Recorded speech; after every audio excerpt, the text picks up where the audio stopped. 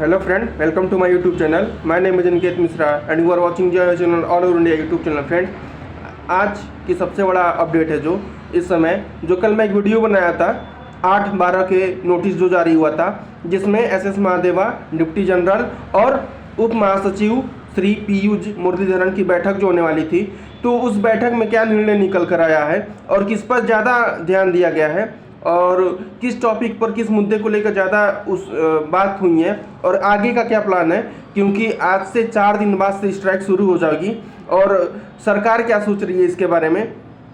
तो आज के टॉपिक में यही बात करेंगे और जितने भी मतलब हमारी जो मांगें रखी गई थी उस पर इन तीनों यूनियन लीडर ने अपनी अपनी सहमति क्या रखी है।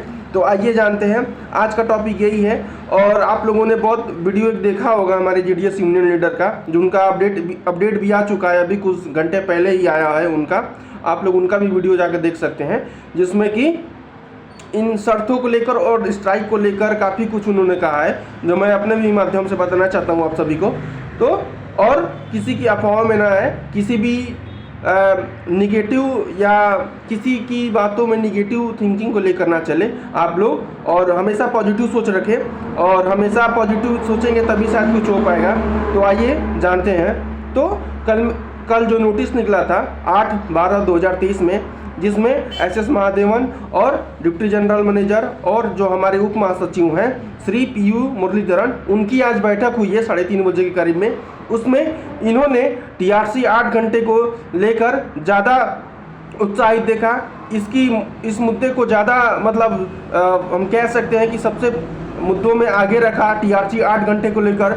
उसके बाद से भत्ते को लेकर कर्मचारियों में जो 12-24-36 जो लागू होने वाला है उस रूल नियम को लेकर। उसके बाद जो तीसरा टॉपिक था समूह बीमा को लेकर, जिसमें 5 लाख तक का सिफारिश किया गया है, उस टॉपिक को लेकर। और भी जितने भी जीडीएस विभागीय कर्मचारी ग्रेजुएटी में वृद्धि के लिए भी बात हुई है। तो ये सब और एक पॉइंट और है कि जीडीएस और उनके परिवार के लिए चिकित्सा सुविधा मतलब मेडिकल फैसिलिटी के लिए भी डिमांड उठाया गया है। तो ये थी आज के 3-4 टॉपिक पर उन्होंने यह मुद्दा उठाया है। लेकिन हमारा जो उन्होंने भी और हमारा भी जो पहला मुद्दा है वो होना चाहिए टीआरसी 8 घंटे को लेकर। जी हाँ, टीआरसी 8 घंटे को लेकर हमारा पहला मुद्दा होना चाहिए, और जिसके अंतर्गत जो रूल 3 है, जो आज अंग्रेजों के ज़माने से 1898 की अधिनियम के अंतर्गत चला आ रहा है, वो सबसे पहले हटाना चाहिए, ताकि हमारा रूल 3 हट जाए और हमें टीआरसी 8 घंटा मिल जाए। ये हमारी सबसे पहली जो है वो मुद्दा होना चाहिए टीआरसी को लेके, क्योंकि हमारा जो स्ट्राइक होने जा रहा है उसका मेन मकसद यही है कि हम टीआरसी 8 घंटा करवाएं, और जो रूल 3 है जो ब्रिटिश अधिनियम से अंतर्गत चला आ रहा है और आज भी चलता ही आ रहा है, तो हमें रूल 3 हटाना ही हटाना है, तभी हमारा कुछ भला हो सकता है। बात की बात है कि हमें रूल 12-24-36 मेडिकल सुविधा और ग्रेजुएटी और ग्रुप इंश्योरेंस के बारे में सोचना चाहिए, क्योंकि जो हमारा टीआरसी अगर 8 घंटे का नहीं होता है और रूल 3 अगर नहीं हटेगा, क्योंकि रूल 3 हटेगा तभी हमारा टीआरसी 8 घंटा लागू होगा। तो हमारा मेन मकसद यही होना चाहिए कि रूल 3 कैसे भी हट जाए। अगर रूल 3 नहीं हटा तो ये समझ जाइए कि अगर आपको कुछ ग्रुप इंश्योरेंस मिल जाता है या कुछ मेडिकल की फैसिलिटी मिल जाती है, तो उससे आपका भविष्य उज्जवल नहीं होने वाला है। हमारा मेन मकसद यही है और कि टीआरसी 8 घंटा हो और रूल 3 हटाया जाए।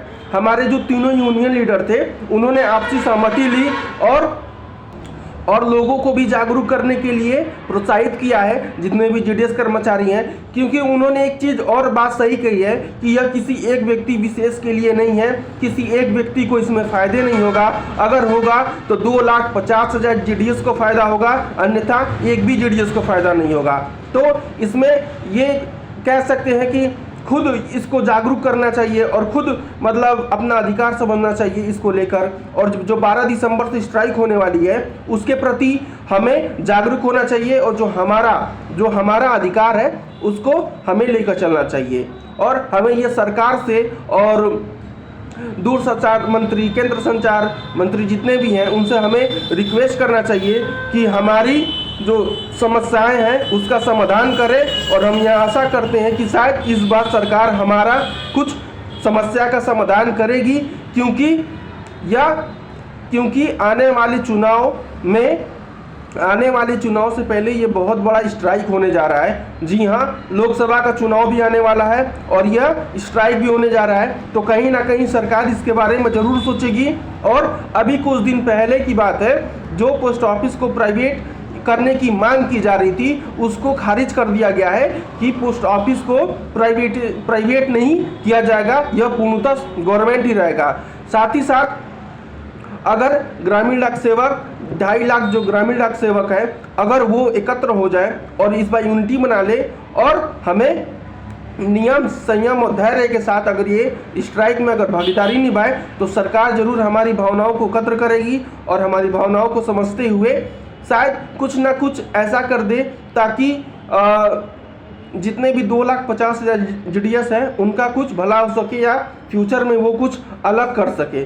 तो मीटिंग का मतलब तीनों जो GDS यूनियन थे उनका यही मकसद था बैठने का कि हमें किन किन मुद्दों पे ज़्यादा उठाना है और स्ट्राइक को कैसे लेकर चलना है। और साथ में ही अपने जो जितने भी जो यूनियन थे अपने क्षेत्र में जितने भी डाक घर आते हैं उनमें जितने भी GDS के कर्मचारी हैं उनको प्रेरित करने की बात की गई है कि उनको प्रेरित किया जाए, समझाया जाए कि ये कुछ लोग, जैसे हकीकत ये है कि कुछ लोग ये भी नहीं जानते कि 12 दिसंबर से स्ट्राइक होने वाली है।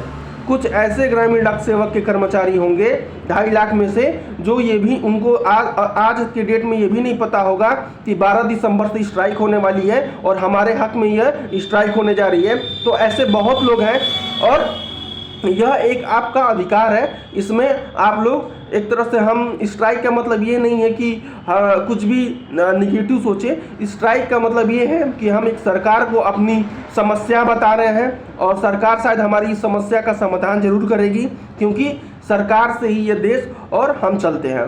तो आज का मतलब जो मीटिंग होने का बैठक थी उसका मेन मकसद यही था कि क्या प्लानिंग है, कौन सा मुद्दा उठाया जाएगा, स्ट्राइक कैसे चलेगा, क्या मतलब कितना सपोर्ट की ज़रूरत है अभी इस स्ट्राइक में, मायने ये रखता है। और दूसरी बात कि आप लोग किसी के अफवाह में ना आए कि नियमन सूत्र मतलब ये हो गया वो हो गया, कि मतलब निगेटिव थिंकिंग बहुत है अभी अपने पोस्ट ऑफिस के एम्प्लॉय में। मैं ये देख रहा हूँ उनको विश्वास नहीं होता है किसी भी बात पे।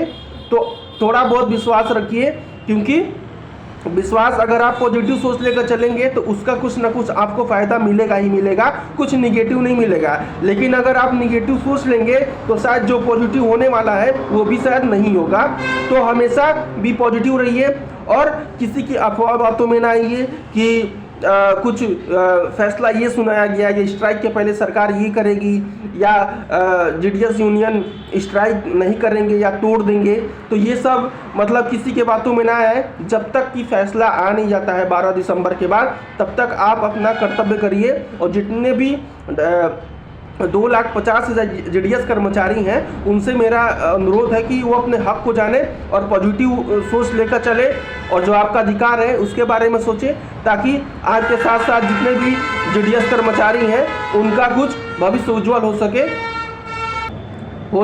और मैं फिर एक बात बता दे रहा हूँ कि जो 7 मांगे थी, 7 डिमांड जो किया गया है हमारे यूनियन लीडर द्वारा, वो कौन कौन सा है मैं पहले भी बता चुका हूँ, लेकिन मैं सोच रहा हूँ कि आपको भी एक बार फिर बता दूँ कि वो 7 मांगे कौन कौन सी हैं। तो पहली मांगे जो है वो 8 घंटे का काम और पेंशन सहित सभी लाभ प्रदान किया जाए। और दूसरा जो है TRC से समय संबंधित भत्ता के अंतर्गत जो हमारे कमलेश चंद्र जी हैं वो सकारात्मक सिफारिशों के तत्काल नियमित कर्मचारियों के सम्मान नियमित वरिष्ठ बेचिंग के लिए वेटेज में वृद्धि और 12-24-36 रूल लागू हो। तीसरा जो है वो है समूह बीमा जो है वो 5 लाख का किया जाए, जी हाँ, ग्रुप इंश्योरेंस जिसे हम कह सकते हैं। और उसके बाद जो है विभागीय कर्मचारियों में ग्रेजुएटी की जो डिमांड है जो 1.5 लाख के करीब में अभी फिलहाल है, उसको भी बढ़ाकर 5 लाख की डिमांड किया जा रहा है। उसके बाद 180 दिनों की छुट्टी का डिमांड रखा गया है। 180 दिन का छुट्टी ये मुझे कुछ ज़्यादा लग रहा था, 180 दिन का छुट्टी काफ़ी हो जाएगा। उसके बाद जो है GDS और उनके परिवारों को चिकित्सा की सुविधा प्रदान किया जाए। ये जो है मेडिकल फैसिलिटी वो डिमांड में रखा गया है कि जितने भी जीडीएस कर्मचारी हैं उनके और उनके परिवारों को मेडिकल सुविधा उपलब्ध कराया जाए। और जो है कि जीडीएस सेवाओं में दूधार्ज लाभ जो 3% है उसको बढ़ाकर 10% कर दिया जाए। आप लोगों ने जानते होंगे दूधार्ज लाभ क्या होता है, वो 3% से बढ़ाकर उसको 10% की डिमांड रखी गई है। उसके बाद 2 टॉपिक और है जिसमें यह बताया गया है कि नियमों को समाप्त करते हुए जीडीएस में आईपीपीडब्ल्यू और आईपीपीबी खाता, पीएलआई, आरपीएलआई और खाते का टारगेट ना दिया जाए। तो इसका डिमांड किया गया है कि जो पीएलआई और आरपीएलआई है और वो जो अकाउंट्स खुलते हैं उनका मतलब उन सभी खातों का टारगेट ना दिया जाए। और एक डिमांड और रखा गया है कि जितने भी नए जो जीडीएस कर्मचारी आते हैं उन सभी को 5 घंटे का टीआरसी दे दिया जाए, किसी के साथ भेदभाव ना किया जाए।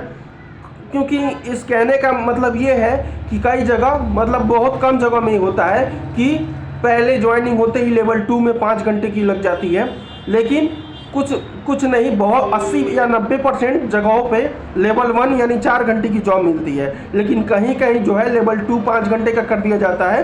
तो उसमें ये बताया गया है कि ये भेदभाव ना किया